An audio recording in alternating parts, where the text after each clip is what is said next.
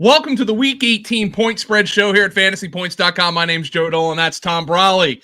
We have wrapped up the fantasy football season, but guys, there is still betting out there. Now, T-Bro, this is the weirdest week of the season. This is almost like betting on preseason football. So we're gonna go through, look at some of these weird ass spreads. If you're a prop bettor, you really only have a few games to focus on this week because look, the books are not going to put a prop out there for a guy. They're not sure how long this guy's going to play. Yeah. They're not going to put a prop out there and something that could really be. And if they do, it's going to be kind of later in the, once stuff kind of materializes a little bit more, we get more information off the injury report. So maybe we'll start seeing probably more props come up, Friday night into Saturday, but it's pretty slim pickings out there right now, except for like the games where we know both teams are competing to win.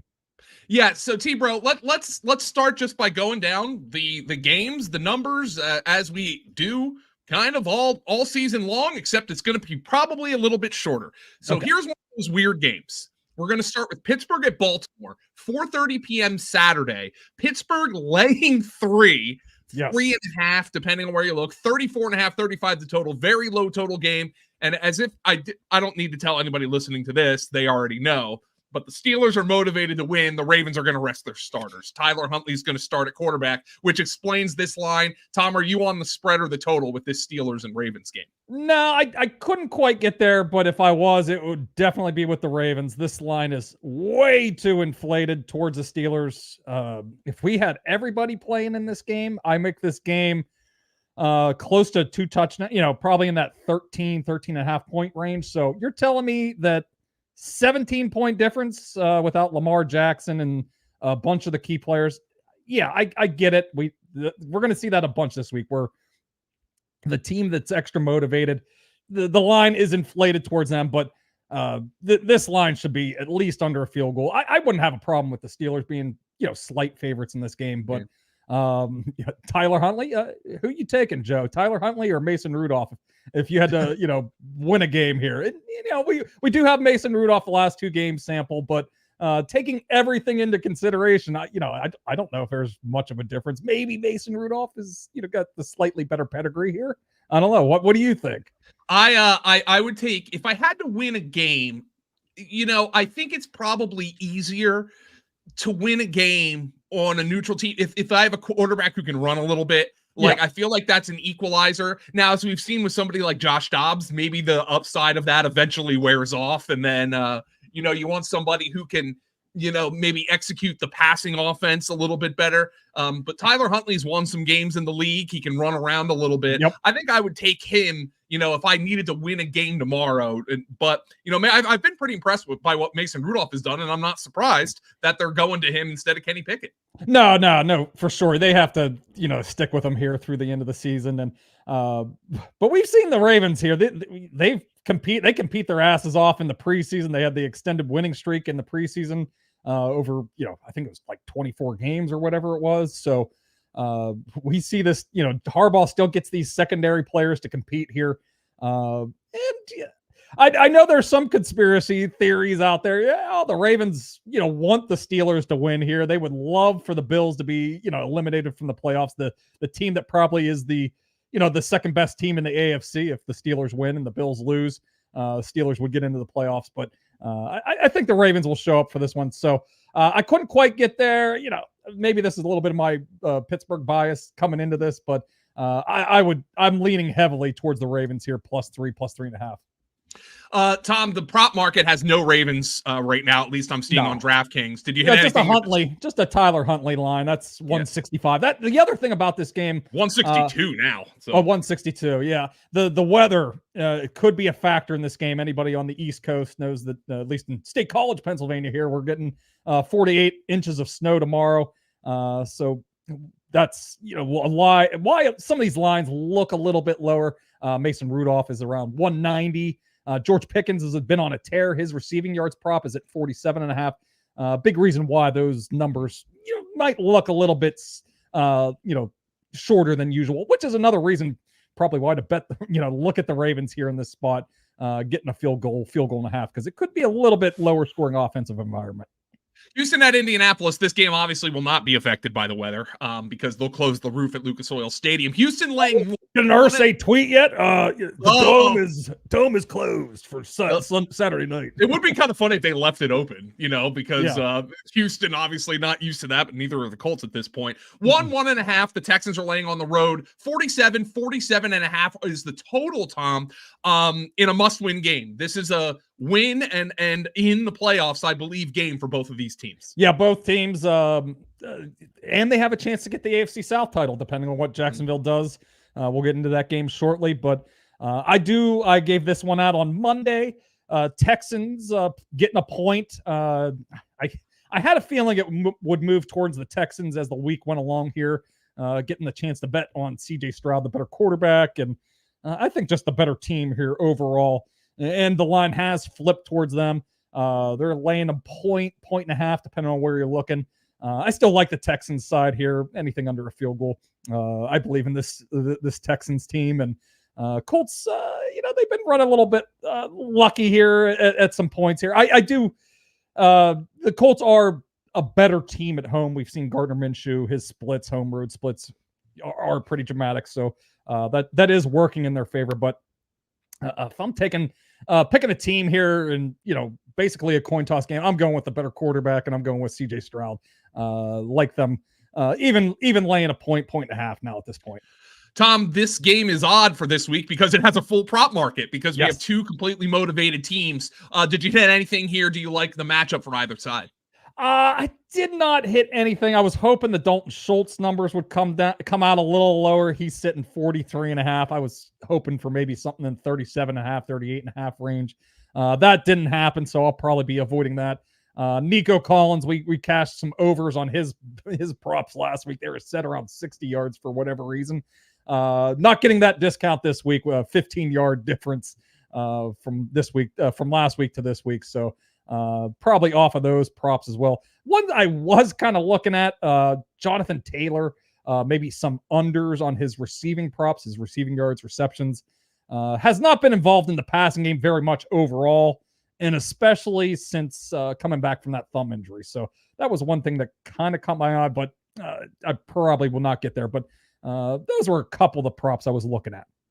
Let's move on to the next game, Tom, a must-win game for the Tampa Bay Buccaneers. They play Carolina on the road. Tampa laying 4.5. Baker Mayfield, Todd Bowles today said he will play in this game. 37.5, the total, 38, depending on where you look. Tampa Bay in a must-win spot. If they lose this game, the winner of the Falcons and Saints game will win the NFC South. So a must-win game for Tampa Bay. Baker Mayfield will play, Tom. Carolina looking to play spoiler here, although there is no Carolina props out there because we're not really sure how much their guys are going to play, if at all. They haven't been 100% forthright about that. Yeah, which makes this line interesting. It has moved towards the Carolina Panthers here this week. I think that was mostly because of the Baker Mayfield information, him trying to play through this rib injury. He was sat out practice and then has been limited here the last couple of days. But he has some big incentives to play in this game. If they win, he gets like a $500K bonus for winning the NFC South, and I think he gets additional bonuses if they would win playoff games. They would likely get the Eagles in the first round, potentially the Cowboys as well if the Cowboys would slip up this weekend. So plenty of motivation. Anyway, you want to win. There's no doubt in my mind that we're going to see Baker Mayfield playing through this injury, and they said so as much today. So I gave this one out. I gave it out at -5. It was a bit of an inflated line, but as somebody that backed the Panthers last week, it was that was one of those where we got the closing line value. I mean, I gave it out at like 7 early in the week, and it got down to like 3.5 by the end of the week. Once it was official that Trevor Lawrence wasn't playing, but one of those that you get the closing line value, but it didn't matter in the end. They completely no-showed. This offense looked as bad as it has looked all season. So I have a feeling that maybe they're looking towards the end of the year. So I think the Buccaneers are coming off a pretty bad performance against the Saints. Will look to sharpen things up and hopefully be able to name their final score in this one. So I still like the Buccaneers here -4.5.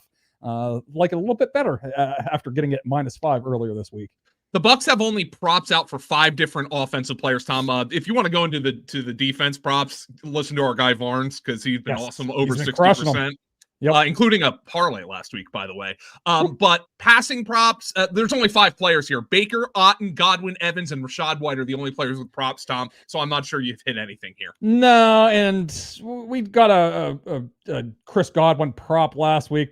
Felt fortunate to get that one. Got the long reception at the end of the game to get over that number, but nothing really standing out just yet. I mean, they're kind of the same team every week. We know Mike Evans and Chris Godwin and Rachaad White are getting the ball. So their props are kind of in the same range most weeks here. So nothing that's really standing out here at first blush. Let's move on to the next game, which is Cincinnati hosting Cleveland. And here you go, Tom. I mean, yes. All you needed to know is looking at this line. Cincinnati 7.5, depending on where you're looking. If you like the Browns, you can get that hook. If you like the Bengals, you don't have to give it, depending on where you look. 37.5 the total. The Browns are resting everybody, Tom. Joe Flacco will not play. Amari Cooper has been ruled out. Elijah Moore is questionable. Don't expect to see much of their starters, if at all. Now, on the Cincinnati side, though, we're not sure yet about T. Higgins, Jamar Chase. There are no props whatsoever for this game right now. So all we have to look at is the spread and the total. Tom, I don't know. Is Cleveland getting 7.5 a little bit much to you, or do you just want to stay away from this given the situation? I'm completely staying away from this. I mean, the thing is they even went to Jeff Driscoll as the starting quarterback. They could have went Dorian Thompson-Robinson or PJ Walker. They decided to go to Jeff Driscoll. So that kind of indicates to me that they're really treating this like the last preseason game of the season. Like they don't even want their backup, being in the mix. So I would lean towards laying it with the Bengals. That's what I gave out for staff picks today, -7. But yeah, I have no real interest because the Bengals side, you're right. I don't know what their motivations are on that side. Seems like Jamar Chase actually wants to play. He got another practice in today, and it seems like he's trending towards playing. How much does he play? T. Higgins, I would not expect to play because he's dealing with that hamstring injury. He's had a lot of injuries all season. Why would he want to play now? Yeah, free agency coming up here. Yeah, he's going to be one of the highest paid players in free agency this offseason. So I doubt that he plays, and we could see them like a little mini audition for Chase Brown. Maybe Joe Mixon doesn't get nearly as many snaps. So, that's always a potential on the other side of this where, there's not a lot of motivation on both sides.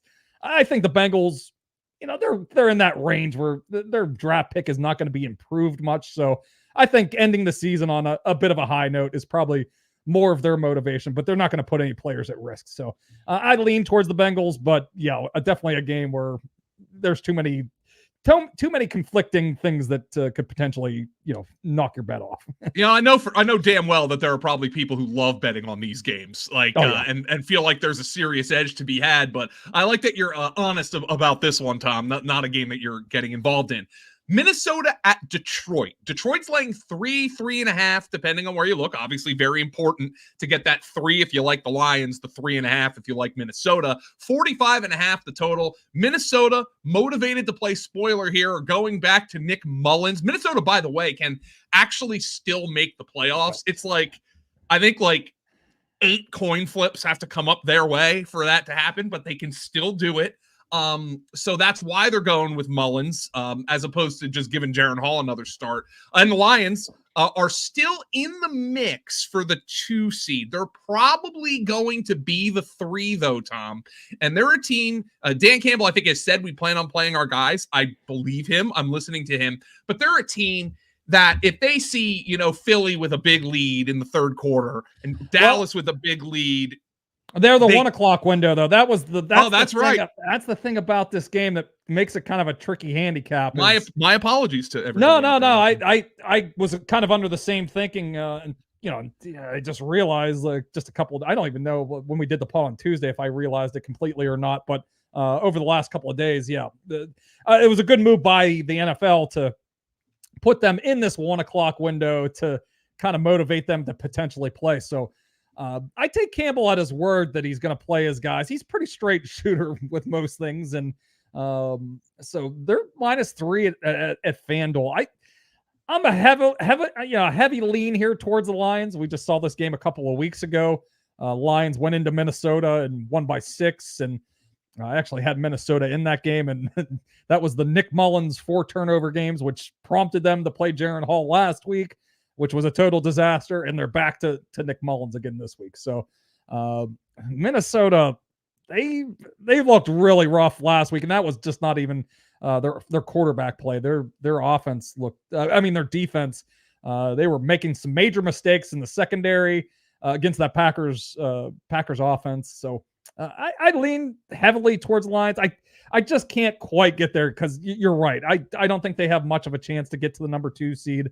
It's pretty remote. So, this is like one of those games where, maybe a key player gets an injury in the middle of a game and Campbell's like, shit, what am I doing here? Let's pull some of these other key players here. And are we really going to, strengthen our case, strengthen our record here to get to number 2? We need a lot of stuff to happen. So there's always that potential scenario here. But, they do play in this 1 o'clock window. So I do think there is some motivation to get one last win here and see what happens in the 4 o'clock window. Tom, the prop market is barren here. Yeah. We don't have nothing like receiving for the Lions right now, barely anything rushing. So I'm doubting you hit a prop here. No, yeah, Jefferson's prop is at 90, which is pretty interesting here with Nick Mullins back in the mix.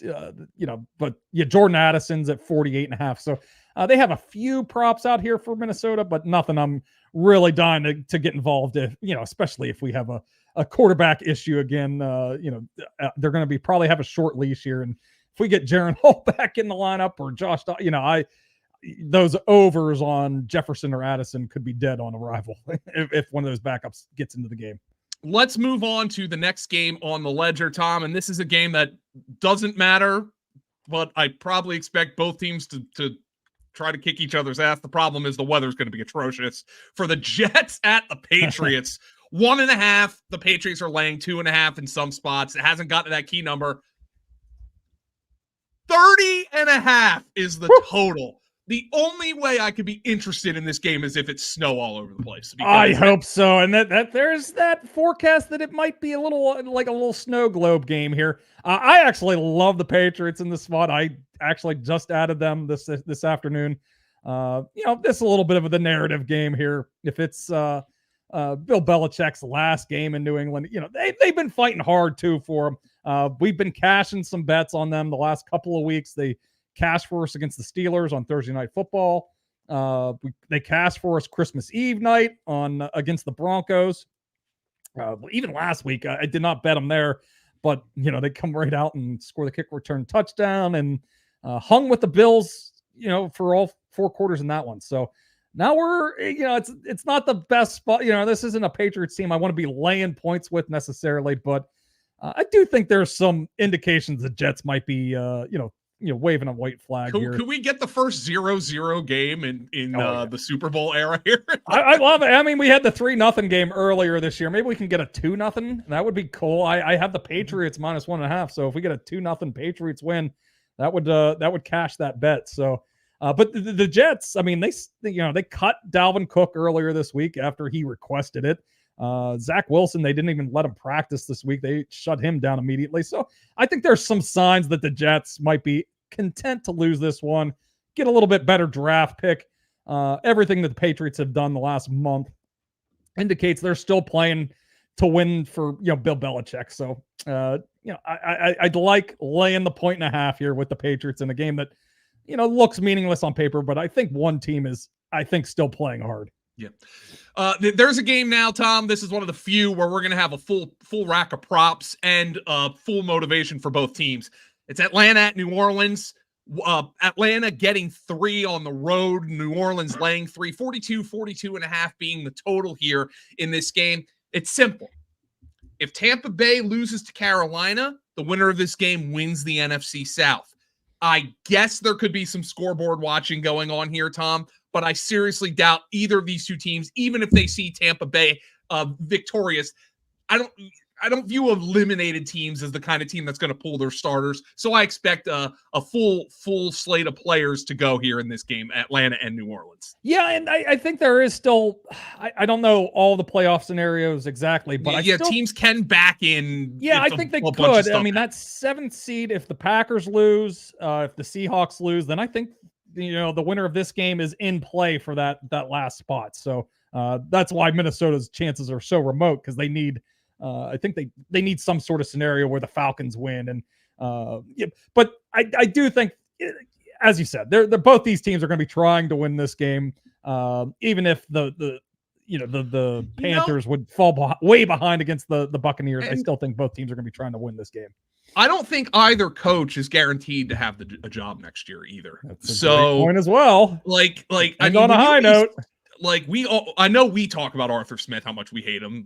And I would say it's more likely than not that both are back. Yeah. But, are you inspired by Dennis Allen? He's got to be like a bottom 8 coach in the league. He's just not a complete disaster anymore. It's just. I'm with you.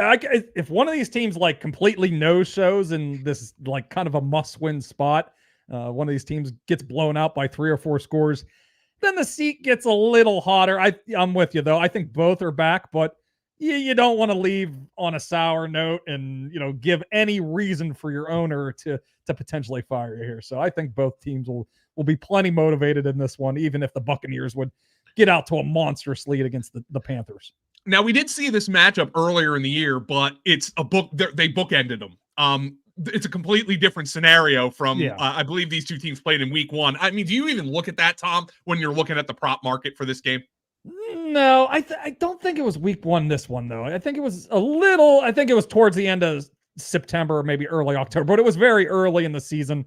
Different quarterback situation. Excuse me. I'm sorry. It was, I am completely fucking up here today. This game was on the 26th of November. Okay. I was completely wrong about that. I knew it was a different quarterback, because I was going through the game hub and I didn't really even include some stats because it was different. It was Desmond Ridder was at quarterback. And which game am I thinking of? Green Bay Chicago played in week 1. Yes, there's another one too that was we'll probably get to it here later. I probably have it in my game hub somewhere, but prop wise, I got on Drake London here. Little, it's just a really short total here. It's 44.5 receiving yards. He went off in this matchup earlier on November 26th. He went for I have it here. Where the heck is it? 5 for 91 on 7 targets in this matchup. Yeah. So New Orleans has given up some receiving production here in the last couple of weeks too. In our fantasy points data suite, they have a very positive schematic matchup here, plus 13.7% in our wide receiver matchup tool. So we like this matchup a lot for Drake London. The total's pretty low. Just wish we had maybe a little bit more better chemistry here with Taylor Heineke, but it started to turn around here a little bit last week. It was one of his best performances with Heineke. Let's move on to the next game on the list, Tom. As we go down the board, I've completely lost. But man, I'm losing my place all over. Here we go. Jacksonville at Tennessee. Jacksonville's laying 3.5, 4 being the total, Tom.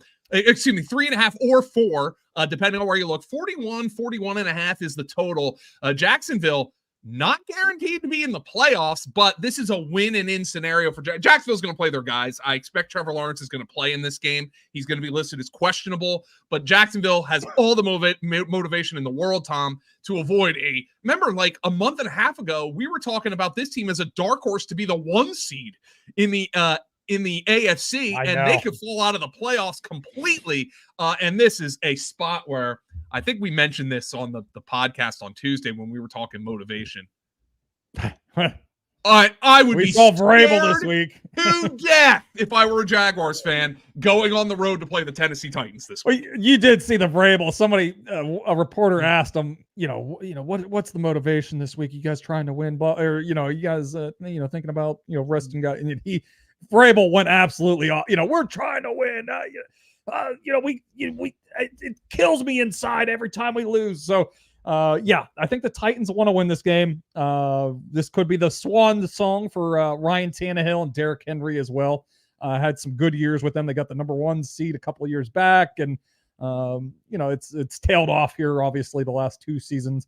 But it could be the last time both of those guys are in uniform, so they want to go off and in some style here. And this is a point spread that has seen some action on the Titans here the last 24 hours. They were up at like 5.5 this spread, so I think that a little bit related to the Titans, but I also think there's genuinely some concern about Trevor Lawrence, even if he does play. How close to 100% is he going to be?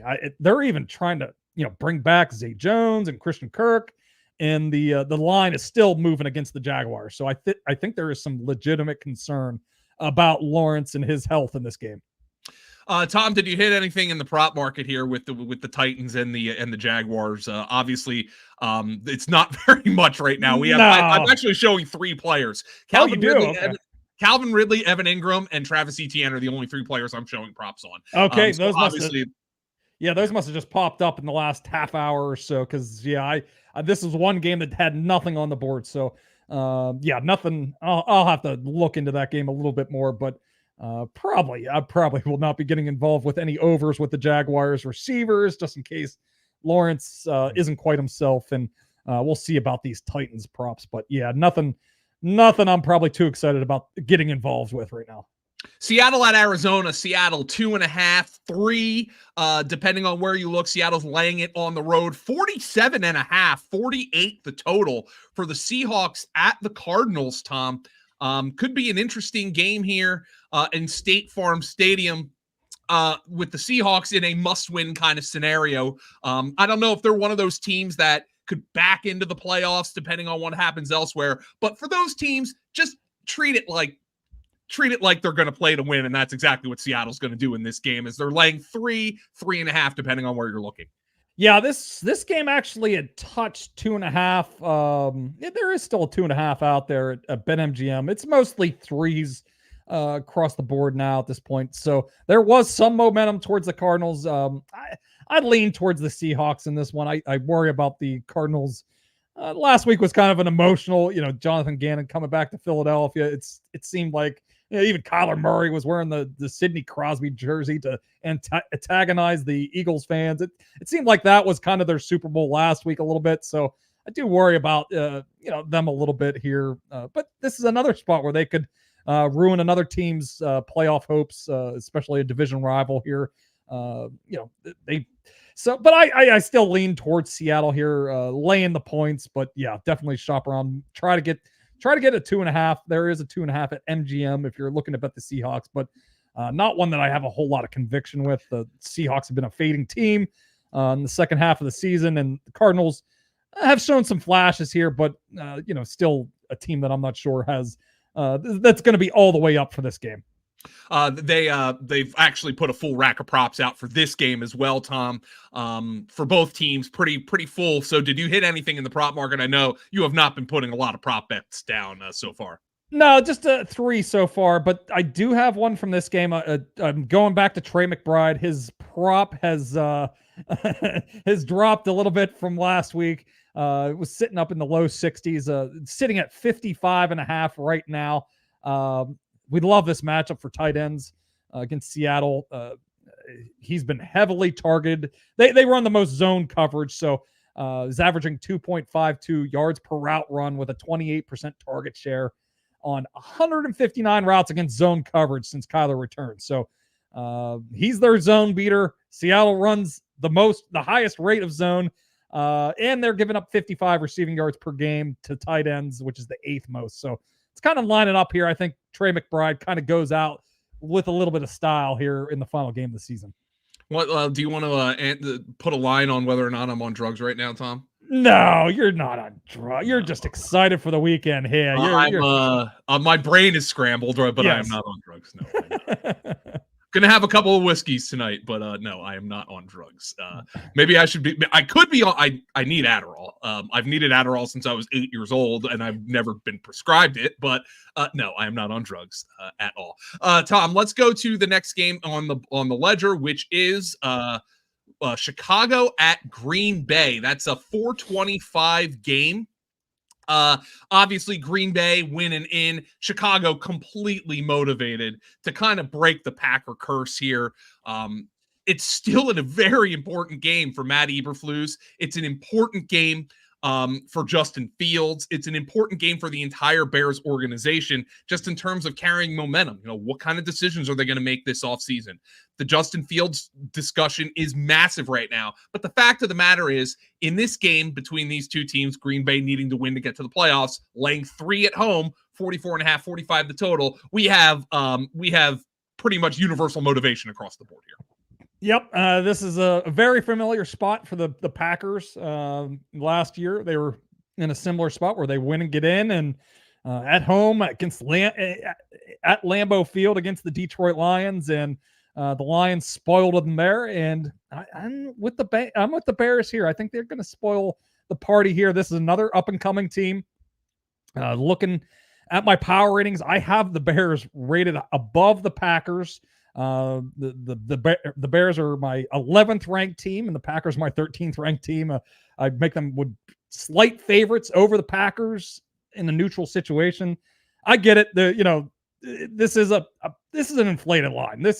I think this should be under a field goal, 2.5 points, 2 points. Green Bay does have a nice home field advantage. They do have the win and get in. Let's go. The playoffs, but. I think the Bears would love to end their little losing streak against the Packers here in this situation. And you laid it out. There's a lot of motivation here for Justin Fields, who's going to become like the most talked about player here over the next 3 months, and he's going to be shopped around. And they're going to. I think they'll keep the number 1 overall pick and draft a quarterback. So he wants to put something good out on tape before he leaves. And this. Bears defense is significantly better than the Packers defense at this point. So I lean the Bears. I'd like the Bears money line a little bit here. And I grabbed 3.5 early in the week, but I still like it at +3 here with the Chicago Bears. Interesting that there's a prop out there for Khalil Herbert, Tom, because I was looking at betting he's under on that. Questionable with a back and also a personal issue. I don't know what's going on with those. Was that added today? That was added today, I believe. Okay. I believe, yes. So I don't know what's going on with those Bears running backs. I think it looks like Deontay Foreman's personal issue might be that he got benched.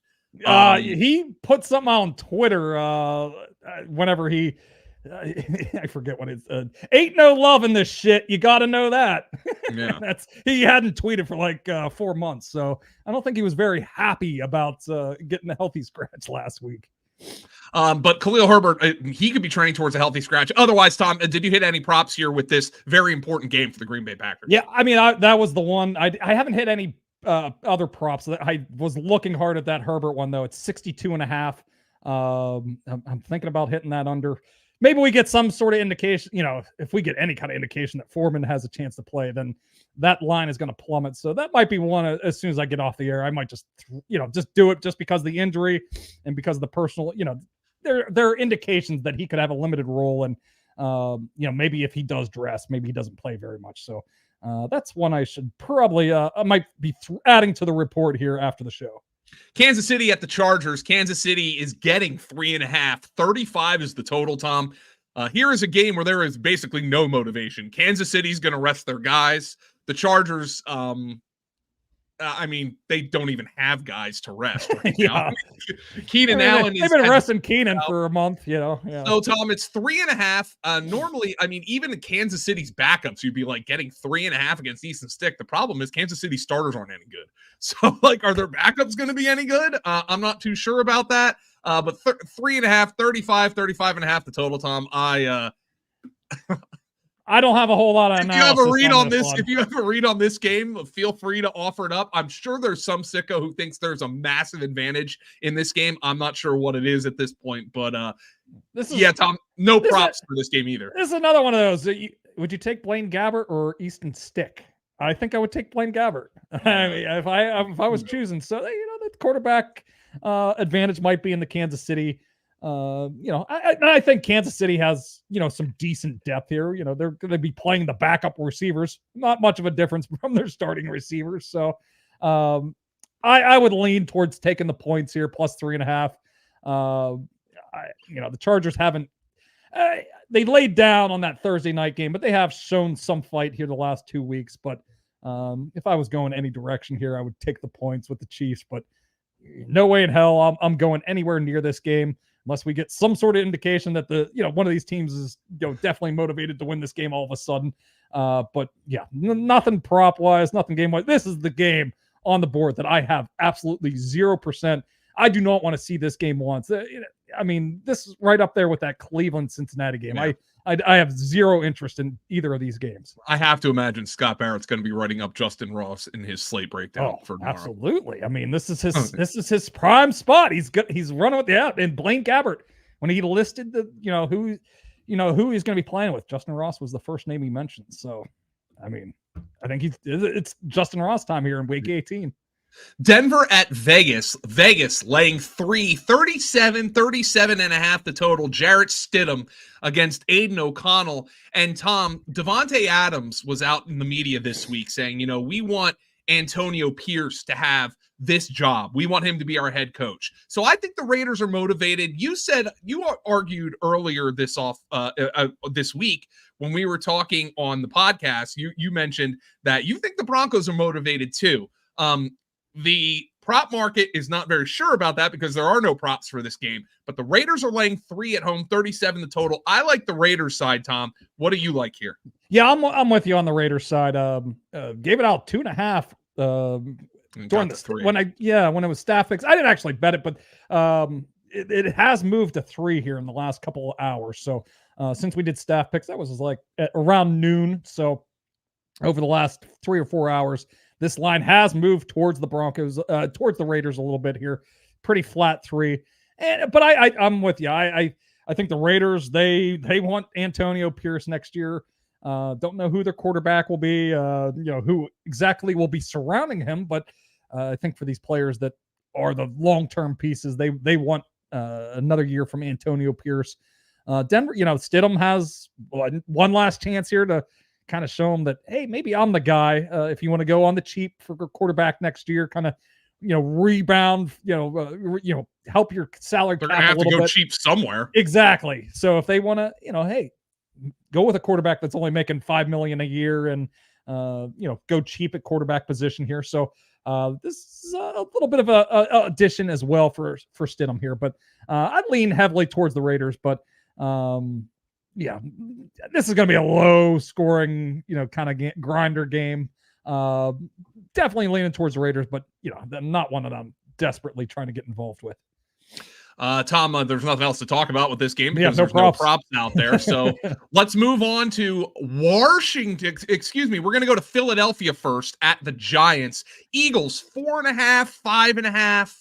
42 the total, 41.5 the total. The Eagles laying it on the road. And this is one of those games that can be tricky, Tom, because some scoreboard watching could lead to some incongruous playing time for the Eagles in this game. The Eagles have every incentive to try to win the game, but even if they do win the game and Dallas has a big lead in the second half against Washington, the Eagles could pull back on their starters. Obviously, a guy like Devontae Smith is dinged up, so even if he plays, the Eagles might take it easy with their guys, which is going to play into both the prop market and, of course, the point spread here, Tom. Yeah, this is one I've been heavily considering just taking the Giants. The way the Eagles are playing, period. I think the Giants, if they just play this game out, I think the Giants have a solid chance of covering a plus 5.5, plus 6. I'm holding off. I want to get to that key number of 6. There are, the Circa Superbook. There are, a book or two that does have a 6 here. So I'm kind of just waiting around to see if any 6s pop up, if it becomes a little more widespread before I give it out. And, but yeah, you're right. The playing time concerns are certainly there for the Eagles. Yeah. I want to call it MetLife Stadium. I was going to, the East turf. Rutherford. I The completely turf. forgot about that. Yes, that is another element to this, handicap. Even if it is just a small one. We were talking earlier about the Lions. If somebody gets hurt early in the game, that's important piece.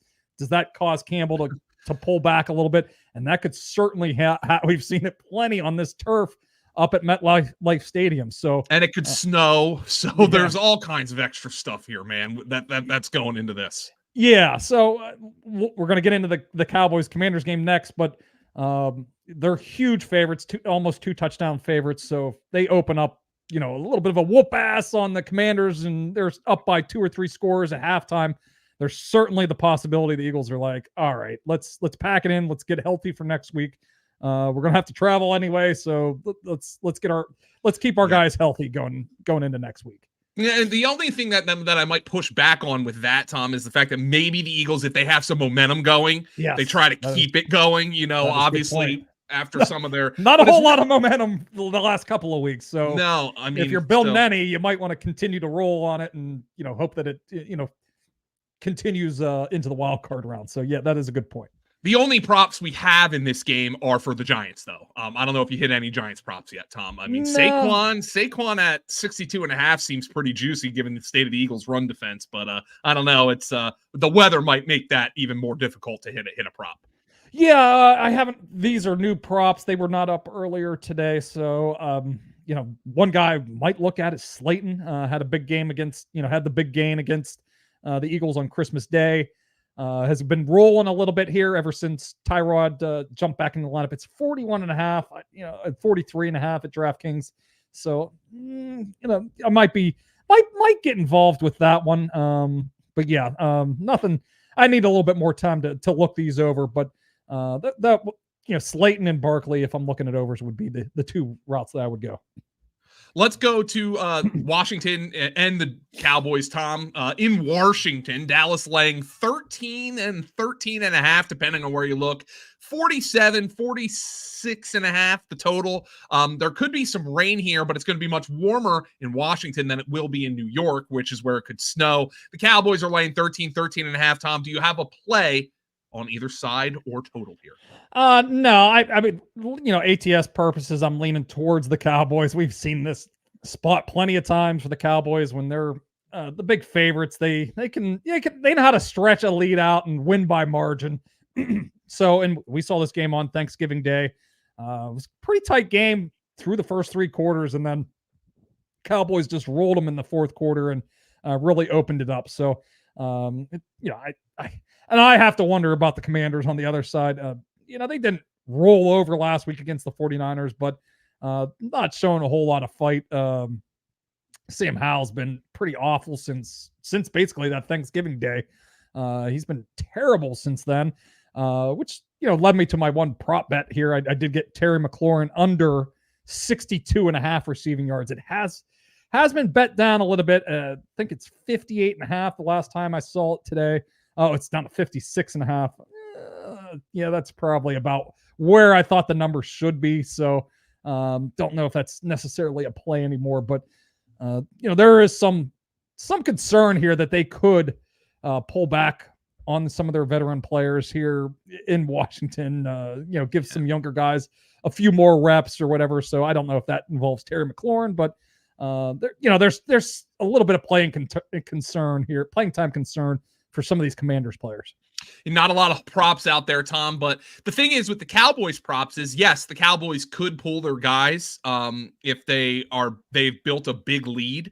But on the other hand, if they pull their guys would have been part of building that big lead, right? Yeah. So, you can have that. And I mean, I guess the other scenario, which is far more unlikely given this point spread, would be the Eagles have a big lead and the Cowboys are losing, but that seems very unlikely given this point spread. Yeah, not a whole lot out there even for the Cowboys, though. I mean, I'm just seeing like Jake Ferguson, CeeDee Lamb's around 90 yards here, Brandon Cooks at 37.5. So the Cooks one is kind of interesting to me. Seems like a beatable number here going against this Commanders secondary. Might have to take another look at that one. But yeah, McLaurin was the only one I've hit the under on that one. We're fading Terry McLaurin with Sam Howell back at quarterback. Let's go to did we talk Rams and 49ers, Tom? We have not. We can go quickly through that one, though. That's another one. Although I am quite interested to watch. Yeah, you didn't even put that game in your game hub, I think, maybe because there's nothing to talk about there. Like, I should have put it in there. I definitely wrote it up. Okay, I'll have to go back and put that in because I definitely wrote it up. I didn't put it in there. Sorry about that. Yeah, it's not in there. I'm sure people were clamoring for it. They want to know all about this matchup of Sam Darnold and Carson Wentz. So I'll make sure to get that in there. -4 the 49ers, 41 the total, no props. Are you on this game, Tom, or is this another one? Hell no. This is, but of the games that like completely mean nothing, I'm very curious at this one because I haven't seen Carson Wentz in the wild here in well over a year, so we want to see that again. And I'm just curious to see just what Shanahan dials up for Sam Darnold. That's the way I'm leaning -4. I think he wants to make Sam Darnold look good, so I think he's going to get some good plays here. So yeah, not a whole lot of analysis on this game. We're going to have backups across the board. Kupp, Kyron Williams. I would not expect to play Puka Nacua. He's going to get those 4 catches and 30 receiving yards, so he gets the rookie records over Jalen Waddle and I forget, it was 1960s Gorman, I think, is the other receiver. I did write this game. I know this stuff. I wrote it up. Just forgot to put it in the game hub, so I'll do that at the end of the. Everybody's gonna be. I appreciate that. Everybody's gonna watch this and be like, "Damn, I can't wait to read that game hub that Tom wrote up for this game." So, yeah, I'm leaning towards the 49ers, but hell no, I ain't going anywhere near betting this game. The Eagles are ruling out Devontae Smith with that ankle injury. When they do post an AJ Brown prop, it is going to be sky high because they're going to force feed him this week. I will tell you that. After some of the comments, he's pouting a little bit again. Yeah. The body language doctors are out. I don't blame them. Look, they won a lot of games last year, and this year they're struggling a little bit. And they were winning games earlier in the year when he was getting the damn ball. So I can understand his frustration. Let's go to the main entree, Tom, the main course, the full Monty, the whole shebang, the whole schmear, whatever you want to call it. It is the AFC East Championship game. Buffalo is laying 2.5 in Miami. 48 being the total. Tom, we've got Raheem Mostert listed as questionable for this game. Tua is not on the injury report, so he will play. Jalen Waddle is listed questionable for this game. The Bills are in them. The Bills can get into the playoffs if they lose, but they need help.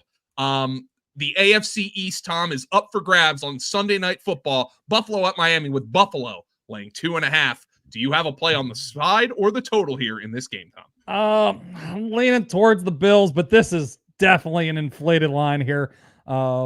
Just given Miami's recent injury issues, I mean, they got a lot of guys on offense that are banged up. Xavier Howard's been ruled out.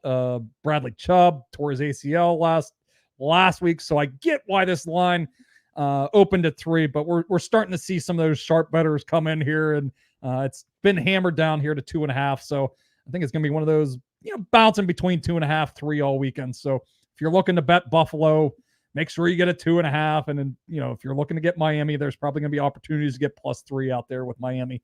But yeah, this is a very fascinating game. The Bills offense has not looked good the last couple of weeks. They had the nice stretch there, really rode James Cook in the running game against the Cowboys a couple of weeks back, but this offense hasn't looked particularly good for at least the last 2 weeks, and Steph Diggs has been a disaster, and so I think the books know that the Dolphins have had a tough time showing up in some of these like step up spots, so that's why the Bills are favored by a field goal in this spot, but the Bills, this is fast. I mean, this whole, I have them power rated as my second best team. They win this game, they're the number 2 seed, or if they lose, very good chance that they are eliminated from the playoffs. So wild. Don't see that kind of swing very much. Just for the Bills to be in this position, they won 4 or 5 games in a row here.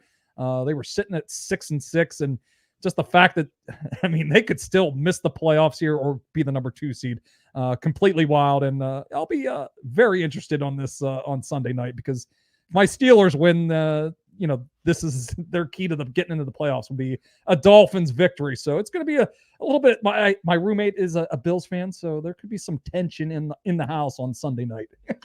All right, T-Bro, we're going to see how that tension plays out. I want to thank everybody for joining us, even the guy who asked if I was on drugs. Thanks, buddy. But Tom, there was another guy who said he loves the grinder. So thank you. Is that Jake Trivy there? Yeah, it might be. He's the only Cincinnati grad I know. So, or maybe it's Desmond Ritter or Travis Kelce or Jason Kelce.